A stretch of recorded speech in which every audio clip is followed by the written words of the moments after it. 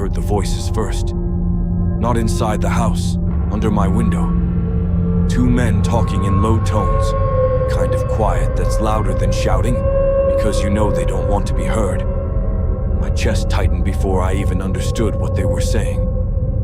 I was lying in bed, still awake at 11, scrolling through my phone with the lights off, and suddenly my whole body went stiff. My hand stopped mid-swipe. I held my breath without meaning to. I'm 11, small for my age. Everyone says so. My parents had finally let me stay home alone for the first time, while they took my little sister to a birthday party across town. I'd been asking for months, begging really. I wanted to feel grown up, to prove I could handle it. For the first 2 hours, it felt amazing. I ate chips on the couch, played games too loud, stayed up past my usual bedtime. The house was mine. But now, pressed flat against my mattress in my pajamas, I didn't feel grown up at all. I got up slowly, my knees shaky, and moved toward the window. The curtain was already half open. I stayed to the side, peeking out just enough to see down into the yard. Two figures stood near the hedge by the driveway. One was tall and broad-shouldered, wearing a dark jacket. The other was thinner, hands stuffed in his pockets, head turning left and right like he was checking the street. My throat went dry. The bigger one pointed toward the side of the house, toward the kitchen window. That's when I heard it clearly, his voice drifting up through the glass I'd cracked open earlier to let in air. No alarm sign, probably nothing inside either. These types never think it'll happen to them. The thin one laughed, short and cold. Back door or window? Window's quieter, less visibility from the street. My heart slammed so hard I thought it would crack a rib. I stumbled back from the glass, my hand over my mouth to keep from making a sound. My legs felt like they weren't attached to my body. This wasn't real. It couldn't be real. Maybe they were talking about a different house. Maybe I misheard. But then the tall one looked up, right toward my window. I dropped to the floor. I stayed there, back against the wall, hugging my knees to my chest. My pulse hammered in my ears.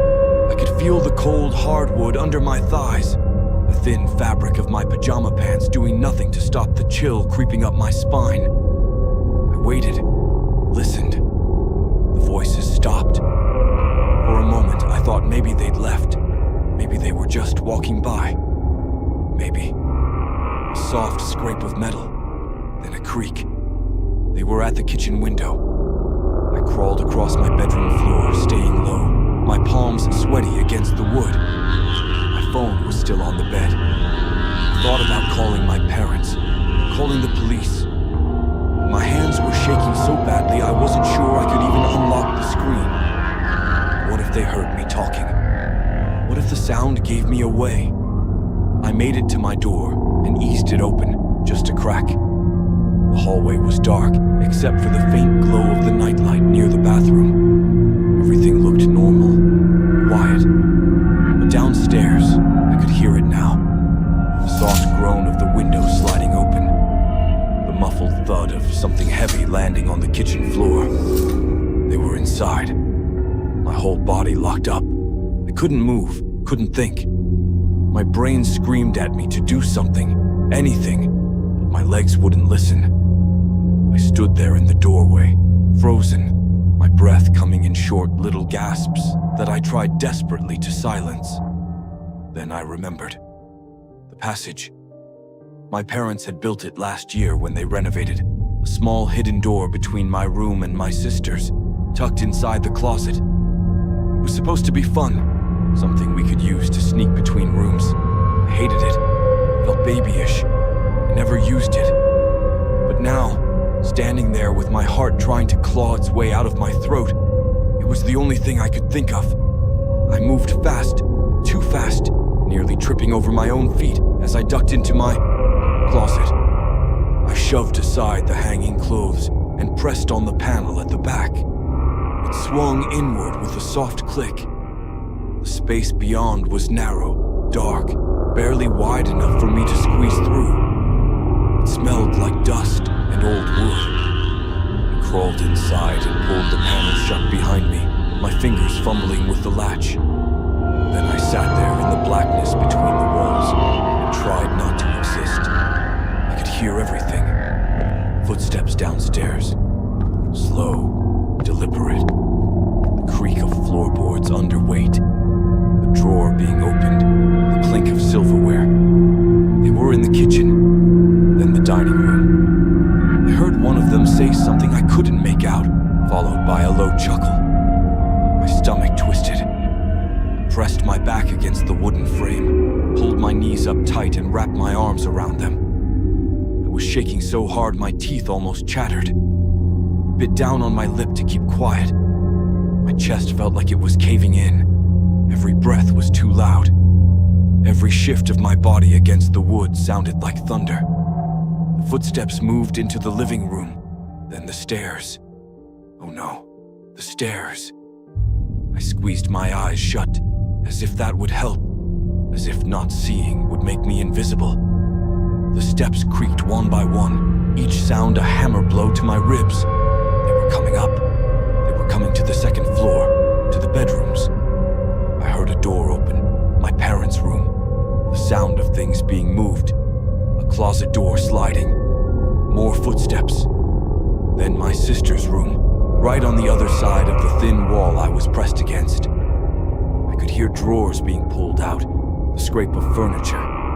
My whole body was wound so tight, I thought I'd snap. Then silence. A long, terrible silence. I waited. My heartbeat filled the space around me, each thud echoing in the dark. My hands were slick with sweat. My throat burned. I wanted to cough but didn't dare. I wanted to move, to stretch my cramping legs. I stayed perfectly still. Then I heard it. Footsteps in my room. The door had opened. I hadn't heard it, but I could tell by the change in the air, the faint shift of sound. Someone was in there, walking slowly. I imagined him looking at my bed, seeing the phone still lying on the blanket, the screen dark now. I imagined him noticing the open curtain, the window I'd looked out of. Would he wonder if someone had been watching? Would he check the closet? My breath caught. My lungs screamed for air, but I held it until black spots swam in my vision. The footsteps moved closer, closer. I heard the closet door slide open. I bit down on my hand to keep from gasping. Hangers rattled as he pushed the clothes aside. I could hear him breathing now, just on the other side of the panel, just inches away. If he pressed on it, if he even leaned against it, he'd know. He'd find me. My heart was going to explode. I was sure of it. It was beating so hard, so loud. He had to hear it. He had to. Then his voice, muffled but clear. Nothing up here. Just kid stuff. Another voice from downstairs.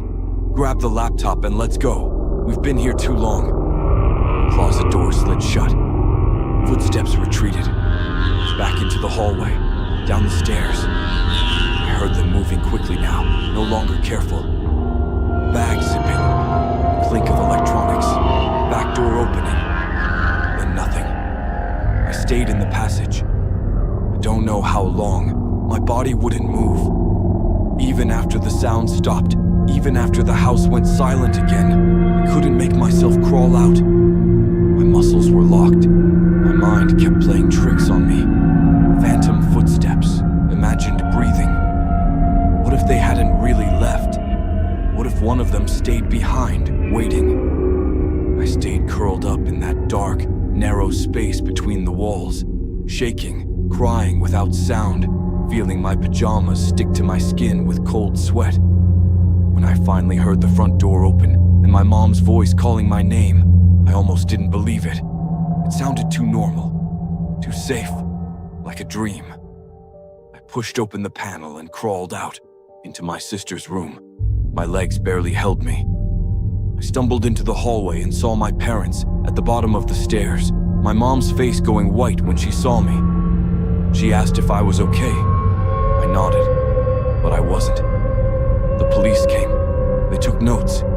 They said we were lucky, that most situations like this don't end with anyone getting hurt, especially when the house is supposed to be empty. My dad looked at me with this expression I'd never seen before. Guilt, maybe. Fear. They'd been gone for 4 hours. The men had been in the house for 3. I didn't tell my parents how close I'd been, how I'd heard everything, how I'd felt his breath on the other side of the wall. I just stood there in my pajamas, small and cold, while they walked through the house cataloging what was missing. I haven't slept in my room since. I can't. Every time I try, I hear the footsteps. I see the closet door sliding open. I feel the weight of the silence pressing down on me in that dark, narrow passage. Sometimes, late at night, I still crawl inside. I don't know why. Maybe because it's the only place that felt safe when nothing else did. Or maybe because part of me is still in there, holding my breath, waiting for the footsteps to stop.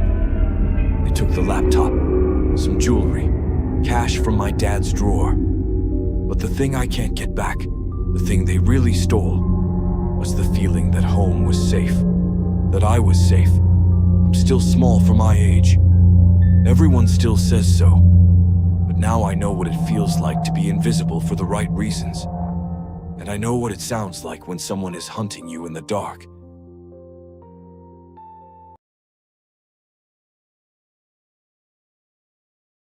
I felt the glass slip from my hand. Before I even registered the sound behind me, beer splashed across my bare feet, cold and sharp, but I didn't move to wipe it. My heart was already pounding. That animal instinct that kicks in before your brain catches up. Someone was in my house. Someone was pushing my hand forward, their hand solid and real against the back of my head.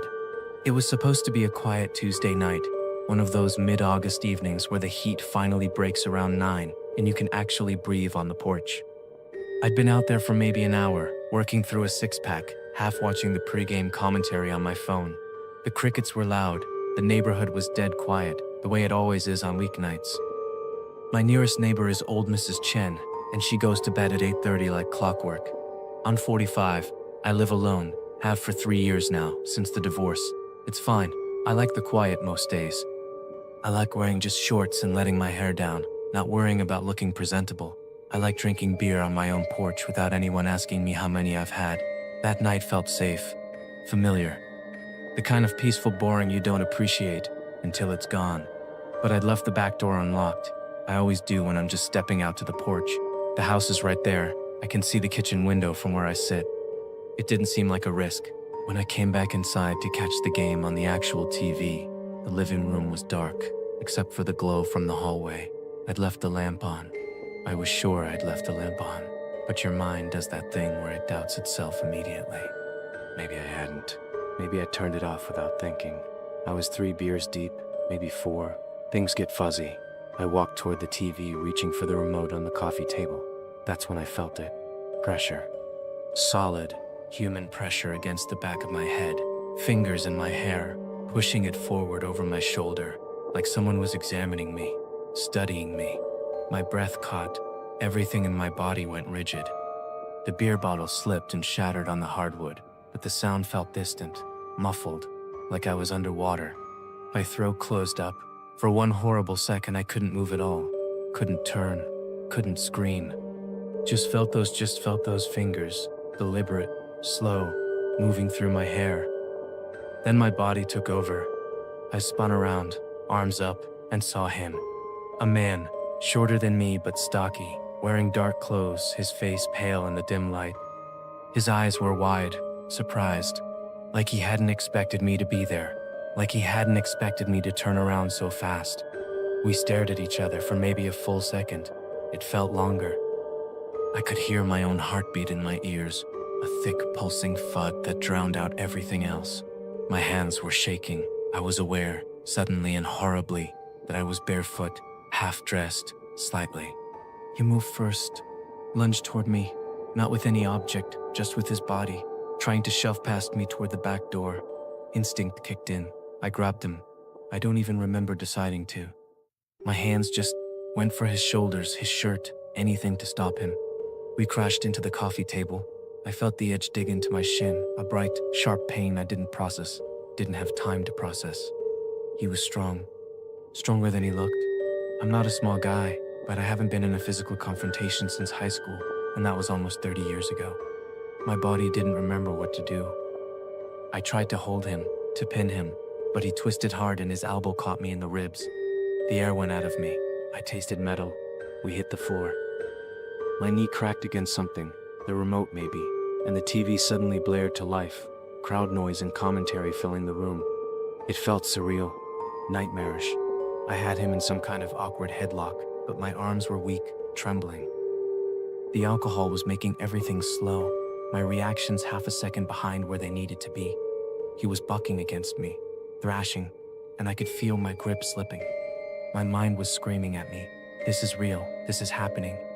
You're going to lose this." I could feel his breath, hot and fast against my arm. Could smell him, sweat, and something chemical, maybe laundry detergent or cologne. Every detail was vivid and wrong. The carpet rough under my bare knees. The announcer's vis. He got an arm free and swung back, his fist glancing off my temple. White stars popped in my vision. My grip loosened. I felt him pulling away, felt myself losing the struggle. My body was giving up, muscles burning, lungs screaming.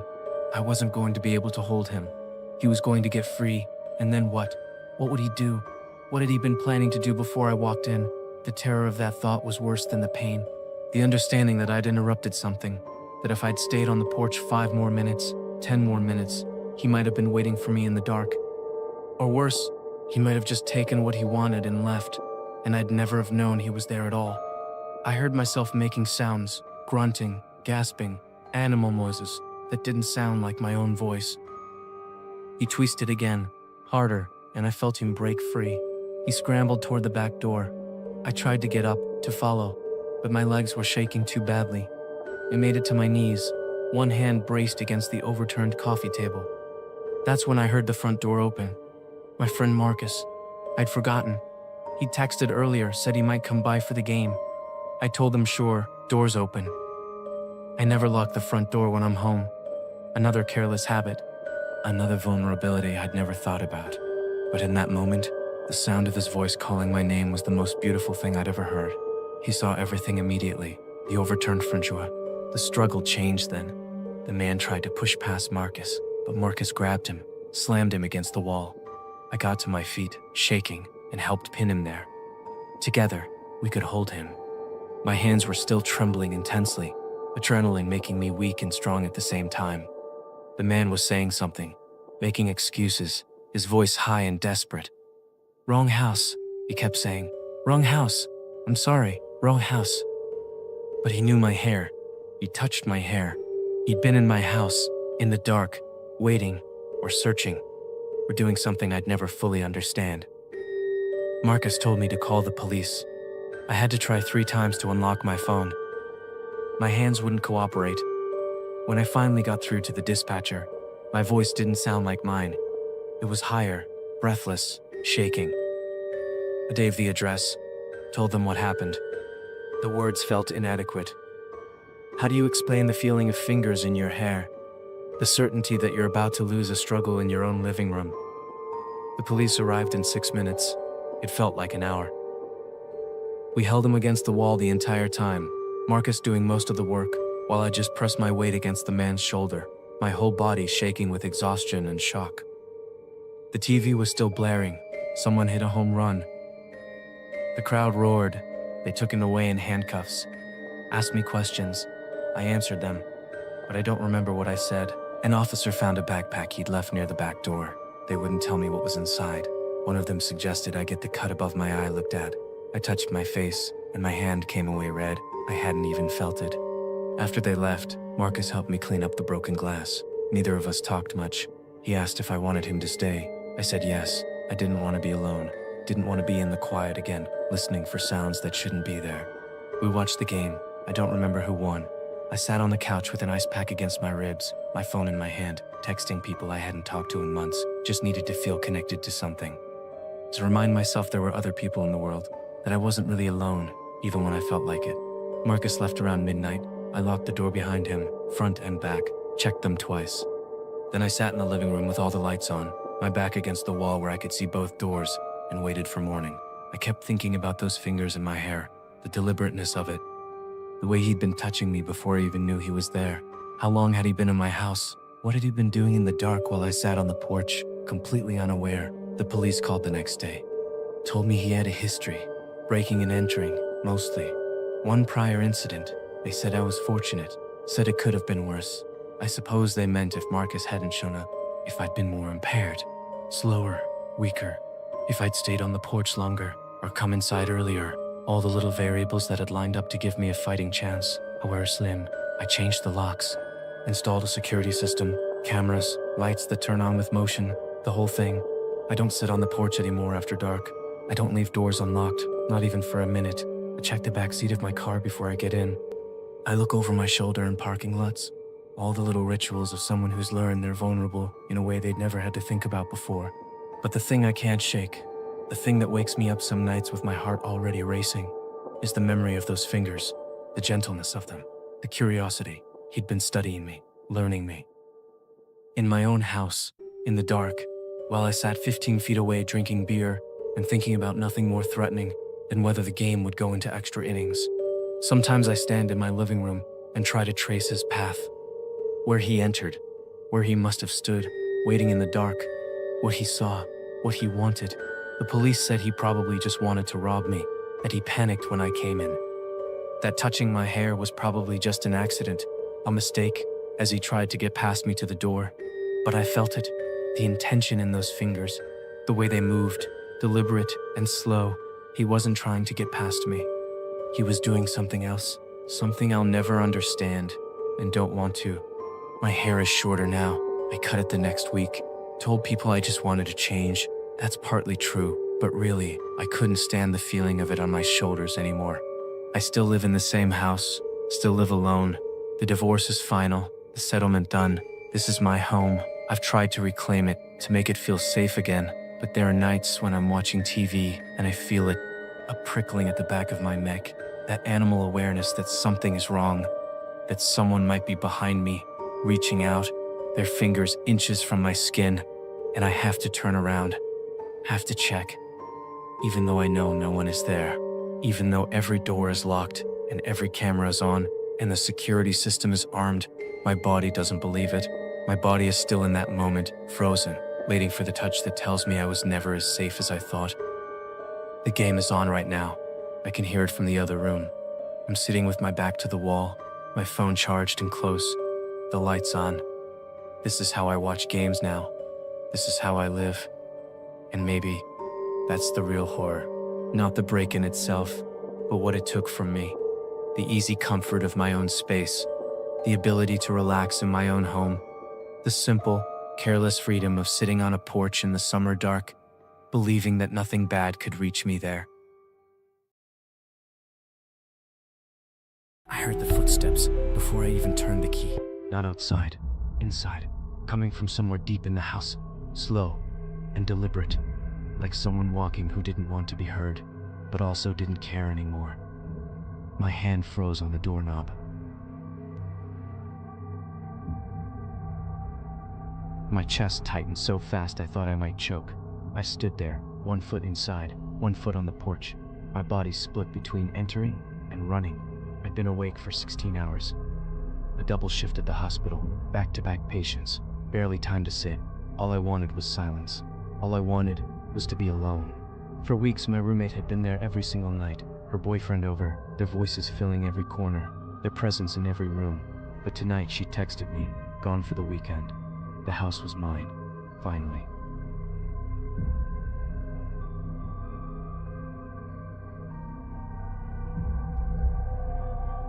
I remember feeling relief so strong it almost made me cry in the car. Just me, just quiet, just sleep. I pushed the door open wider. The living room was dark, except for the streetlight bleeding through the curtains. Everything looked normal. The couch, the table, her shoes by the door. I told myself I'd imagined it. Exhaustion does that. Your brain invents sounds to fill the silence. I kicked off my sneakers and locked the door behind me, double-checking the bolt. My body still felt wrong. My heartbeat hadn't slowed. My skin felt tight, like it was listening. I walked into the living room and stood there, just breathing. The house smelled like it always did. Lavender detergent, old wood, the faint sourness of the trash that needed to go out. I pulled my hair tie loose and rubbed my temples. My pajamas were already on under my jacket. I changed at work because I couldn't stand the smell of disinfectant on my clothes anymore. I just wanted to collapse. That's when I heard it again. A creak, not the settling kind. The weight on floorboards kind. It came from the kitchen. Slow, deliberate. Then it stopped. I froze in the middle of the living room. My breath caught halfway up my throat. I stared toward the darkened hallway that led to the kitchen, my eyes streaming so hard they watered. Nothing moved. No light. No shadow. Just the low hum of the refrigerator and the distant buzz of a street lamp outside. I waited. My pulse hammered in my ears. My hands had gone cold. Maybe it was the house. Old houses make noise. Pipes. Settling beams. I'd lived here for 2 years. I knew its sounds. But this one, I didn't know. I thought about calling out, asking if someone was there, but my voice wouldn't come. Something in my gut told me not to make a sound. That same animal instinct that tells you to stay still when something's watching. So I stood there, frozen, my body making the decision before my brain could. Then I heard it. A cabinet door closing. Soft, controlled, like someone was being careful. The fear hit me so hard my knees almost buckled. My stomach dropped. A cold, sick feeling spread through my chest. Someone was in my house. Not a sound. Not the house settling. A person. In my kitchen. Right now. I took a step backward. I felt my foot landed too hard. The floor creaked. Everything stopped. The hum of the fridge. The buzz outside. My breath. The whole world went silent. And in that silence, I heard them stop moving too. They knew I was there. My body moved before I could think. I turned and ran. Not toward the door, not outside, but down the hallway toward my bedroom. I don't know why. Panic doesn't think, it just moves. I slammed the bedroom door behind me and locked it, my hand shaking so badly I could barely turn the latch. My breath came in short, shallow gasps. I pressed my back against the door and listened. Footsteps. Slow, coming down the hallway, not running, walking, like they had all the time in the world. I looked around the room. My phone. Where was my phone? I'd left it in my jacket pocket. My jacket was, I looked down, still on me. I dug into the pocket, my fingers numb and clumsy, and pulled it out. The screen lit up. 11:47 p.m. My hands were trembling so badly, I almost dropped it. The footsteps stopped, right outside my door. I stopped breathing. My whole body locked. I stared at the door, at the shadow underneath it. 2 shadows, feet, standing there, not moving, just waiting. Then the doorknob turned, slowly, testing. It rattled against the lock.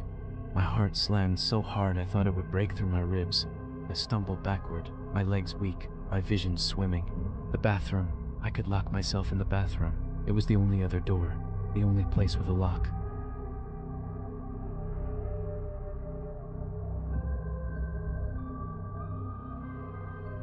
I moved fast, my feet silent on the carpet, and slipped into the tiny bathroom attached to my bedroom.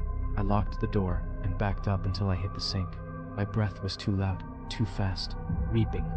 I covered my mouth with both hands, trying to muffle it, trying to disappear. I heard my bedroom door open. The lock hadn't held. They'd forced it, or picked it. I don't know, but they were inside now. Footsteps on the carpet, slow, searching. I heard my closet door slide open, the scrape of hangers. They were looking for me. I pulled out my phone again, my fingers slick with sweat, and dialed for help. The ringing felt impossibly loud. I pressed the phone to my ear and crouched down beside the bathtub, making myself as small as possible. The operator's voice came through, calm, detached. I whispered so quietly I wasn't sure she could hear me. I told her someone was in my house, that I was locked in the bathroom, that I didn't know how many there were, that I needed help. She told me to stay on the line, that offices work. A knock, 3 times, slow, deliberate. Then a voice, low, male, almost friendly. He said he knew I was in there. My stomach turned. I thought I might be sick. My body started shaking uncontrollably. I backed further into the corner, my spine pressed against the cold tile wall, my knees pulled to my chest. I kept the phone to my ear, but I couldn't speak anymore. I couldn't make a sound. Another voice, a second one, also male. He laughed. Not loud, just a low chuckle, like this was funny. like I was funny. They started talking to each other, casual, like I wasn't even there. One of them said something about how long it took me to get home. The other one said they'd been waiting since 9. I felt completely hopeless. They'd been in my house for hours, waiting, watching, knowing I'd come home alone. The doorknob rattled. They were testing the lock. I stared at it, my breath caught in my throat, my body paralyzed. The operator was still talking, telling me to stay calm, telling me help was coming, but I couldn't hear her anymore. All I could hear was the rattle of the doorknob and the sound of my own heartbeat pounding in my skull. Then the door shook, hard. They were striking it with force. The frame splintered, dust fell from the hinges. I scrambled to my feet, my hands braced against the wall, my eyes darting around the tiny room. The window, small, high, above the toilet. I didn't know if I'd fit. I didn't know if I had time. The door shook again. The lock was breaking. I climbed onto the toilet seat, my legs shaking so badly I almost fell. I unlocked the window and shoved it open. Cold air rushed in. I grabbed the frame and pulled myself up, my arms burning, my body too heavy, too slow. I got my head and shoulders through, my hips caught. I twisted, gasping, my ribs scraping against the frame. Behind me, the door exploded open. I heard them rush in, felt a hand grab my ankle, my leg. I screamed, a raw animal sound I didn't recognize. I resisted hard, my other foot connecting with something solid. The grip loosened. I shoved myself through the window and fell. I hit the ground outside, hard, my shoulder, my hip. Pain shot through me, but I didn't stop. I got up and ran, limping, my leg throbbing where they'd grabbed me. I ran around the side of the house toward the street, my breath ragged, my vision blurry with tears and adrenaline. I heard a siren, distant, getting closer. I collapsed on the front lawn, my body finally giving out. I looked back at the house. The bathroom window was empty. No one followed. I didn't see them leave, but they were gone. The police arrived 2 minutes later. They searched the house, found the broken bedroom lock, the splintered bathroom door, muddy footprints in the kitchen. The back door had been forced open. They'd been inside for hours, waiting. They found nothing else. No one else. The men were gone, disappeared into the neighborhood, into the night. The officers told me I was fortunate, that I did everything right, that I escaped safely, but I didn't feel fortunate. I felt hollow. My body still shaking hours later, even after they left, even after I packed a bag and went to my sister's. I couldn't stop seeing that doorknob turn, couldn't stop hearing that voice, saying he knew I was there. I moved out 2 weeks later. Got a place in a building downtown, 4th floor, security at the front desk, cameras everywhere. I never went back to that house. Not even to get my things. My roommate packed them for me. But sometimes, late at night, when the building is quiet, and I'm finally alone, I still hear it. That slow, deliberate knock. 3 times. And my body locks up all over again. My breath caught, my heart racing, like I never really left that bathroom, like I'm still there, waiting for the door to break.